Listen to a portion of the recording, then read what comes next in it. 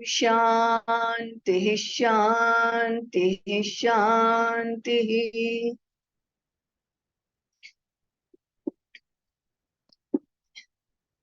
जब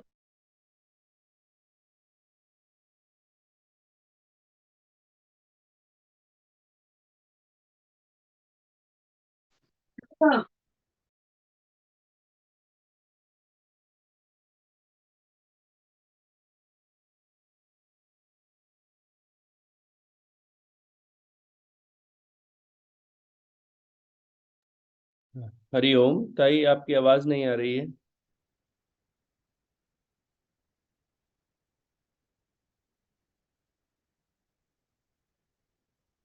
ओहो।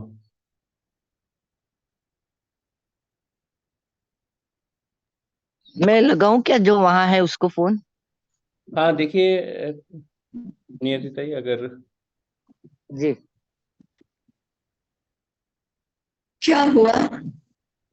हाँ ताई, आपकी आवाज बंद हो गई थी, अभी आ रही है। ठीक है। हाँ, वीडियो तो नहीं आ रहा है, चलेगा, वीडियो के बिना ही बात करिए। पर मुझे तो दिखाई दे रहा है। ठीक है। वीडियो नहीं दिखाई दे रहा है। हाँ, आपका वीडियो नहीं दिख रहा है। एक मिनट।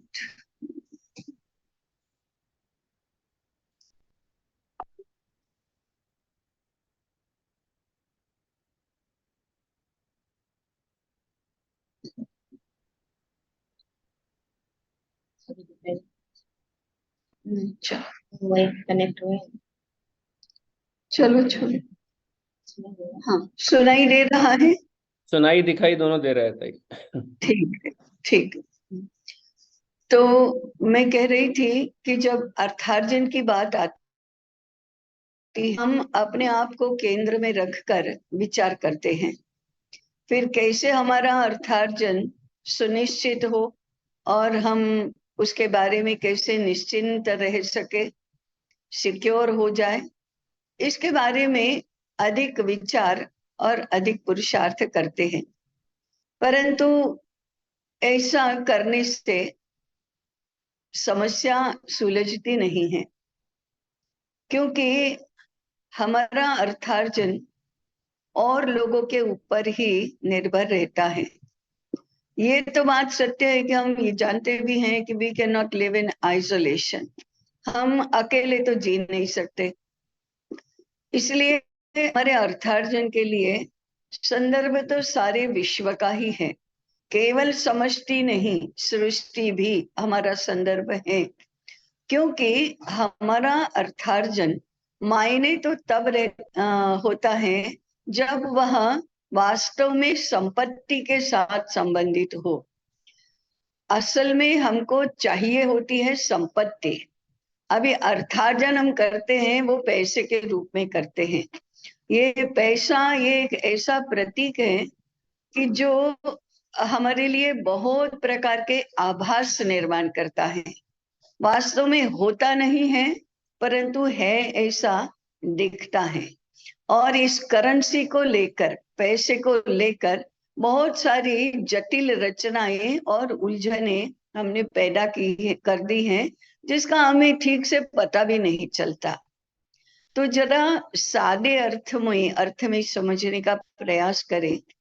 तो पहली बात है कि हमें संपत्ति चाहिए है, हमें चीज वस्तुएं चाहिए होती हैं। हमारा योगक्षेम वस्तुओं पर निर्भर करता है, हमारा योगक्षेम पैसे पर निर्भर नहीं करता। इसलिए हमारा विचार हमने पैसे से वस्तुओं पर ट्रांसफर करना चाहिए और फिर विचार करने का प्रारंभ करना चाहिए। अगर वस्तुओं के संदर्भ में देखेंगे तो हमें ये वस्तुएं कैसी चाहिए? तो पहला है शुद्ध रूप में चाहिए। हमें अन्न चाहिए, पानी चाहिए, और हवा चाहिए। इन तीनों के बिना तो हम कपड़े के बिना रह सकते हैं, घर के बिना रह सकते हैं, वाहन के बिना रह सकते हैं, परंतु अन्न पानी और हवा के बिना तो हमारा जीवन ही असंभव हो जाएगा। तो प्राइमरीली हमें उनके संदर्भ में विचार करना चाहिए। और ऐसा विचार करेंगे तो पहले शुद्ध चाहिए। अब शुद्ध नहीं रहा तो ये तीनों बातें हमारी खतरे में पड़ जाएंगी, हमारा जीवन खतरे में पड़ जाएगा। तो इस बात का विचार करना चाहिए कि शुद्धता ये पहली आवश्यकता है। दूसरा है विपुलता, जब चाहिए तब और जितना चाहिए तब सुलभ होना चाहिए। ये बहुत प्राइमरी विचार है कि ये तो होना ही चाहिए।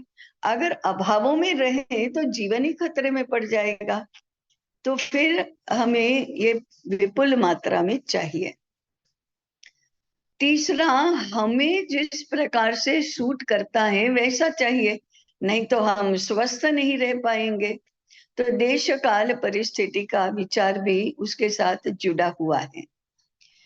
अब ये जो सब चाहिए उसका आधार क्या है, वो कहाँ से मिलता है, किस कारण से मिलता है? तो हम स्वयं के पुरुषार्थ से और प्रकृति की कृपा से ये सब प्राप्त कर सकते हैं।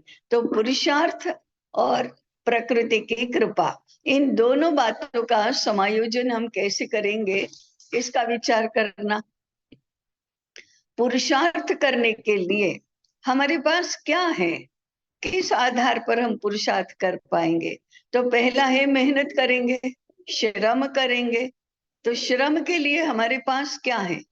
श्रम करने के लिए हमारे पास शरीर है, इसलिए शरीर हमारी पहली संपत्ति है अर्थार्जन के क्षेत्र में पुरुषार्थ करने के लिए। प्रकृति की कृपा की बात तो बाद में आएगी। प्रकृति के पास हमेशा भंडार भरे ही रहे हैं, हमें जो चाहिए वो मिलेगा, परंतु इसके लिए पुरुषार्थ करना पड़ेगा। और पुरुषार्थ तभी कर पाएंगे जब प्राइमरी साधन हमारे पास है, वो है हमारा शरीर। उस शरीर में श्रम करने का बल चाहिए, इसलिए बल से पहले आरोग्य चाहिए। आरोग्य, बल और कुशलता, ये बातें अगर हमारे में होंगी तो फिर हम अर्थार्जन कर पाएंगे। अब ये इतनी सादी बातें हैं कि इनको याद करवाने की आवश्यकता ही नहीं पड़नी चाहिए वास्तव में, परंतु पड़ती है, क्योंकि हम ऐसी प्राथमिक आधारभूत बातों से बहुत दूर चले गए हैं और अदर अदर हवा में ही बातें करते हैं, जिसका कोई ठोस परिणाम ही नहीं होता। इसलिए आरोग्य, बल और कुशलता, ये तीन बातें हमारे में होनी चाहिए। तो फिर इसका अर्थ ये है कि अगर शिक्षा के क्रम में अर्थकरी शिक्षा का स्थान ये भी मुख्य रूप से होने चाहिए, और अर्थकरी शिक्षा के लिए ये शरीर की संपत्ति, इसकी ओर ध्यान जाना चाहिए, और कुशलता का विकास करने वाली शिक्षा चाहिए। श्रम करने की शक्ति हमारी बढ़नी चाहिए और स्वास्थ्य प्राप्त होना चाहिए। शिक्षा क्रम में ये प्रमुख बातें हैं, ये आधारभूत बातें हैं, ये प्राइमरी इंपॉर्टेंस माने सबसे अधिक महत्वपूर्ण बातें हैं। अब दूसरा शुरू करेंगे। दूसरी तरफ से वैश्विक संदर्भ में, समष्टि के संदर्भ में अगर करेंगे हम बात, तो अर्थार्जन के लिए माध्यम क्या क्या है, किन किन बातों से अर्थार्जन होता है। अब अर्थार्जन माने हमें आवश्यक सारी चीज वस्तुएं ये समझ लेना है।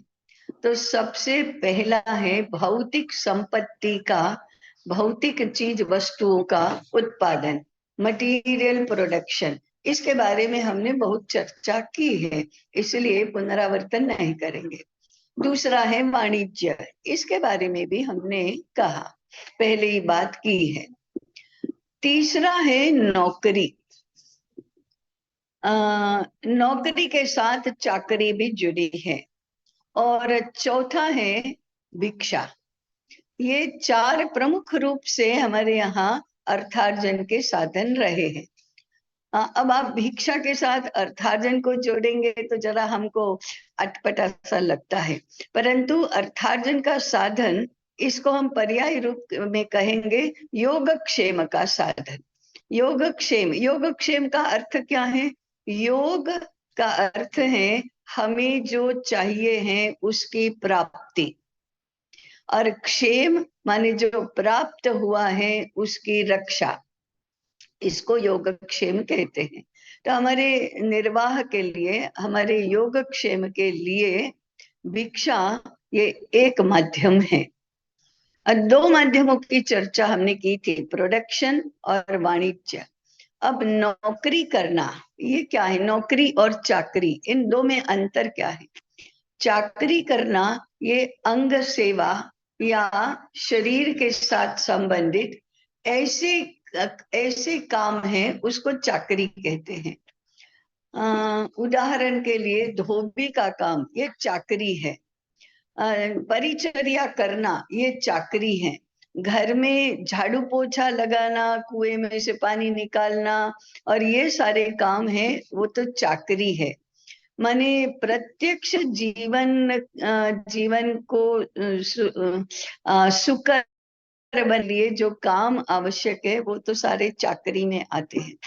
और नौकरी ये बुद्धि के क्षेत्र में या व्यवस्था के क्षेत्र में ऐसे जो काम किए जाते हैं वो नौकरी है। उदाहरण के लिए कारकुन की नौकरी होती है, अकाउंटेंट की नौकरी होती है, सैन्य में नौकरी होती है, मंत्री के रूप में काम करना नौकरी होती है, शासक रूप में काम करना नौकरी होती है।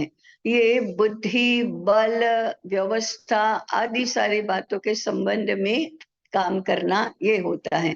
लिखा पट्टी करना और सूचनाएं यहाँ से वहां पहुंचाना, हिसाब रखना, ये जो सारी बातें हैं वो काम करने वाले नौकर होते हैं। तो नौकरी और चाकरी ये अर्थार्जन का क्षेत्र है।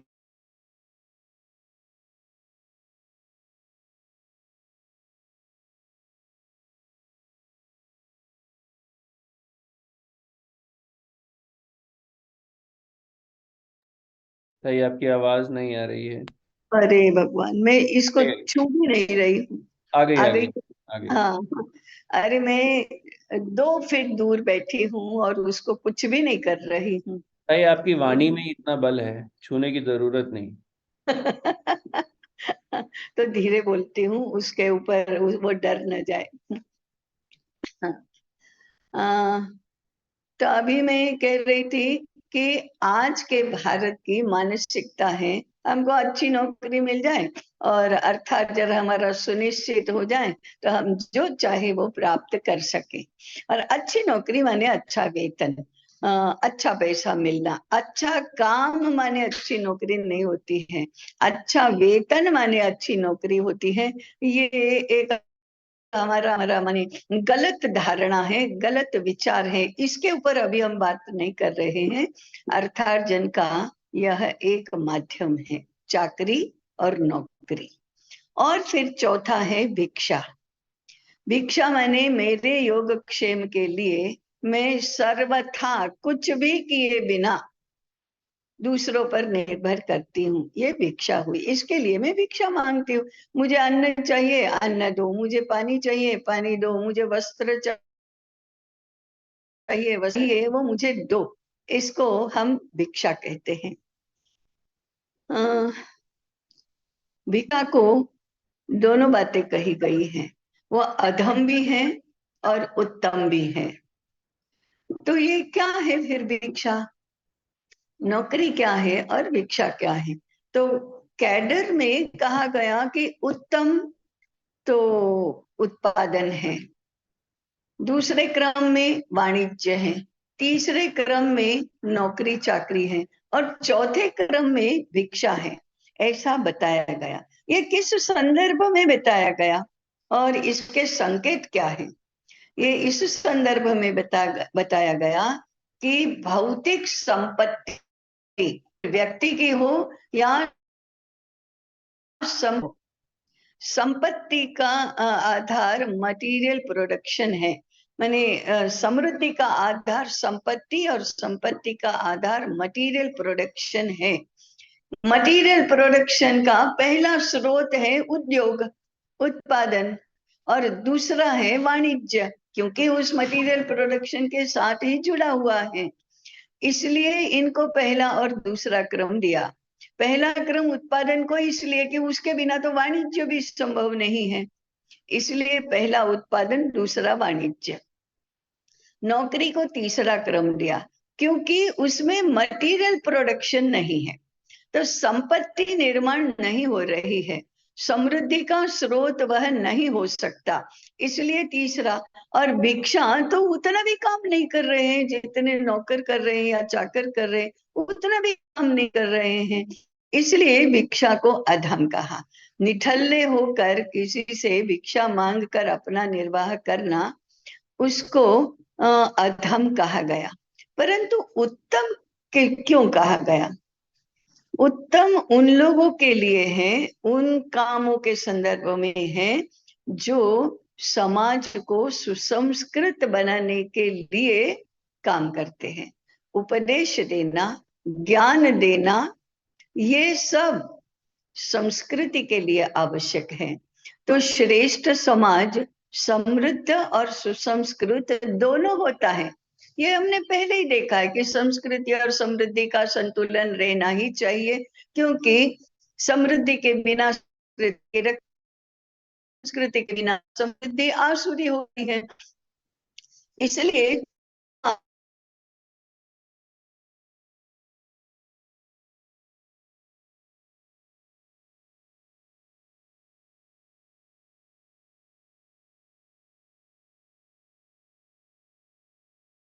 तो संस्कृति का काम करने वाले माने शिक्षा क्षेत्र हैं, धर्मोपदेश करने वाले हैं, धर्म और संस्कृति की रक्षा करने के लिए सर्वसामान्य प्रजा को जो समर्थ बनाता है, वह वर्ग जो है संस्कृति के क्षेत्र में काम करने वाला, उसको भिक्षा मांगना है। ये हमारी व्यवस्था रही। समाज इनको भिक्षा देगा, समाज इनके योगक्षेम की चिंता करेगा, परंतु संस्कृति के क्षेत्र में काम करने वालों को इतना विनम्र और इतना समझदार होना चाहिए कि हम मटेरियल प्रोडक्शन नहीं कर रहे हैं, इसलिए हमारी आवश्यकताएं कम से कम रखेंगे। हम लोगों को ज्ञानी बना रहे हैं, ये कोई बहुत बड़ा उपकार नहीं कर रहे हैं। हम धर्म का उपदेश दे रहे हैं, इसका अर्थ ये नहीं है कि हम उनके ऊपर उपकार कर रहे हैं और इसलिए हमारा अधिकार माने कि उनकी समृद्धि में से हमको भी उचित भाग दे। ऐसे अधिकार पूर्वक अपेक्षा करना, ये संस्कृति के क्षेत्र में काम करने वालों को निषिद्ध किया गया है। माने इतना तो होना ही चाहिए कि कितना भी हम धर्म जानते हो, कितना भी संस्कृति के सूत्र जानते हो, कितने भी ज्ञानी हो, तो अच्छाई उसमें है कि हमारी आवश्यकताएं कम हो और हम कम से कम निर्भर करें दूसरों के ऊपर।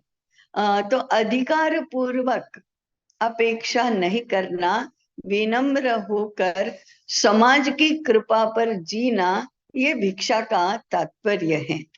तो संस्कृति का काम करने वालों के लिए भिक्षा ये उत्तम माध्यम है। नहीं तो वो भी अगर प्रोडक्शन करने लगे, वो भी वाणिज्य में जाए, वो भी नौकरी करने लगे और हमारे अपने हक का कमाने लगे, और बाद में जितना समय बचता है, जितनी सुविधा है, उतना हम धर्म का काम करेंगे, उतना हम ज्ञान का, शिक्षा का काम करेंगे, तो ये तो समाज ऐसे चलेगा नहीं। इसलिए भिक्षा की व्यवस्था की गई। उत्तम भी है, अधम भी है, और हर एक भिक्षा मांगने वाले को तय करना है कि वह उत्तम काम कर रहा है या अधम कर रहा है। समाज को तो तुरंत पता चलता है कि ये कौन सा भिक्षा मांगने वाला अधम है और कौन सा भिक्षा मांगने वाला उत्तम है। तो इसमें तो कोई माने ये कोई जटिल प्रश्न है ही नहीं कि कब उत्तम कब अधम। लेकिन ऐसी व्यवस्था अर्थार्जन की योगक्षेम चलाने की हमारी समाज व्यवस्था में की गई है। अब बात यह है कि इसका अनुपात कैसे बैठेगा। चारों बातें होंगी ही, एक के भी बिना चलता नहीं है। माने सैन्य नहीं होगा तो नहीं चलेगा, शासक प्रशासक नहीं होगा तो नहीं चलेगा, चाकर नहीं होंगे तो नहीं चलेगा, तो नौकर चाकर होने ही चाहिए, भिक्षुक भी होने ही चाहिए, क्योंकि संस्कृति का, ज्ञान का, धर्म का काम नहीं किया तो भी नहीं चलेगा। और प्रोडक्शन और वाणिज्य तो हम समझ ही सकते हैं। तो इन चारों का संपूर्ण समाज में अनुपात क्या होना चाहिए। सबसे अधिक संख्या में उत्पादन करने वाले लोग चाहिए, बहुत सीधा सरल है। दूसरे क्रम में वाणिज्य करने वाले चाहिए, तीसरे क्रम में नौकर चाकर होने चाहिए, और चौथे क्रम में भिक्षा मांगने वाले होने चाहिए। अगर हम कहें कि 70, 20, 7 और 3 ऐसा यदि किया अनुपात तो भी चलेगा। यानी भिक्षा मांगने वाले कम से कम होने चाहिए। अधम प्रवृत्ति जो भिक्षा की है वो तो एलिमिनेट ही होना चाहिए, परंतु जो उत्तम काम कर रहे हैं भिक्षा का, वो भी, उनका प्रतिशत भी कम होना चाहिए। 3, 5, 10% से अधिक कभी भी नहीं परवड़ता किसी भी समाज को। और अगर हम इतिहास देखें, अगर हम आज जो जाति गणना का इतना चेचे कर रहे हैं, वो भी अगर हम देखें एक बार, तो ये काम करने वाले 10% से ज्यादा होंगे भी नहीं, क्योंकि वो काम इतना सरल भी नहीं है। वो तपश्चर्या की अपेक्षा करता है, वो साधना की अपेक्षा करता है, वह ज्ञान साधना और धर्म साधना की अपेक्षा करता है, वो तपो साधना की अपेक्षा करता है। तो स्वाभाविक क्रम में वे कम ही होंगे, संख्या में कम होने पर भी वे अधिक प्रभावी होंगे। फिर कम है संख्या में, इसलिए उनका योगक्षेम चलाना भी शेष समाज के लिए भारी नहीं पड़ेगा। और ऐसे ये साधना करने वाले हैं, इसलिए शेष समाज इनकी ओर बहुत आदर सम्मान से देखेगा, आदर सम्मान का व्यवहार करेगा, और खुशी खुशी पुण्य कमाने के लिए योगक्षेम चलाएगा। अगर ये भी 40% में हो गए तो मामला तो बहुत कठिन हो जाएगा। और ये भी स्वाभाविक, ये संख्या कम होने का कारण है, कौन लोग इतनी साधना करने के लिए जाएंगे। इससे तो अच्छा है नौकरी करो और पैसा कमाओ, इससे तो अच्छा है वाणिज्य करो और पैसा कमाओ। इसलिए वो संख्या का अनुपात भिक्षा मांगने वालों का कम से कम रहता है, वो प्रभावी भी रहता है, और व्यावहारिक दृष्टि से उनका योगक्षेम चलाना शेष लोगों के लिए सुविधापूर्ण रहता है। नौकर और चाकर ये दूसरे नंबर पर, माने कम संख्या की दृष्टि से, क्योंकि उनका भी बोझ योगक्षेम के लिए तो वाणिज्य और उत्पादन करने वालों पर भी होता है, इसलिए वो 20% रहे तो चलता है। परंतु शेष 70% में 50 और 20 का अनुपात ही चलेगा। वो फिर 15, 20, 17 ये कम ज्यादा होगा तो ठीक है, लेकिन इससे ज्यादा इसका अनुपात बिगड़ना नहीं चाहिए। अब जो समाज व्यवस्था करते हैं उनको इस बात का भी ध्यान रखना चाहिए कि नौकरियां कितनी होंगी, उत्पादन के चांसेस कितने होंगे, और वाणिज्य की व्यवस्था कितने लोगों की होगी, और भिक्षा मांगने वाले कितने होंगे। अब ये मार्गदर्शन कौन करेगा, समाज व्यवस्था कौन करता है। वो जो उत्तम भिक्षा मांगने वाले हैं वही यह व्यवस्था देने वाले भी होते हैं। अगर वे इस प्रकार से विचार करते हैं तो फिर समाज सुव्यवस्थित होता है और समृद्धि और संस्कृति की रक्षा कर सकता है। सीधा ही है कि ये जो 10% वाला काम है वो शिक्षा का काम है। इसका अर्थ है कि अभी जो वक्ता श्रोता है उनका काम है। हम इस दृष्टि से थोड़ा और विचार करते जाएंगे तो धीरे धीरे बातें समझ में आती जाएंगी, और उसके बाद हम कौन से वर्ग को बिलोंग करते हैं, कर सकते हैं, करने चाहिए, इसका विचार भी व्यक्तिगत रूप से हम सबको करना है। आज यही रुकते हैं। ॐ भद्रं कर्णेभिः शृणुयाम देवाः, भद्रं पश्येमाक्षभिर्यजत्राः, स्थिरैरङ्गैस्तुष्टुवांसस्तनूभिः व्यशेम देवहितं यदायुः। ओम शांति शांति शांति। सबको नमस्कार। नमस्कार। प्रणाम ताई। प्रणाम ताई, सबको राम राम। ताई। प्रणाम जी।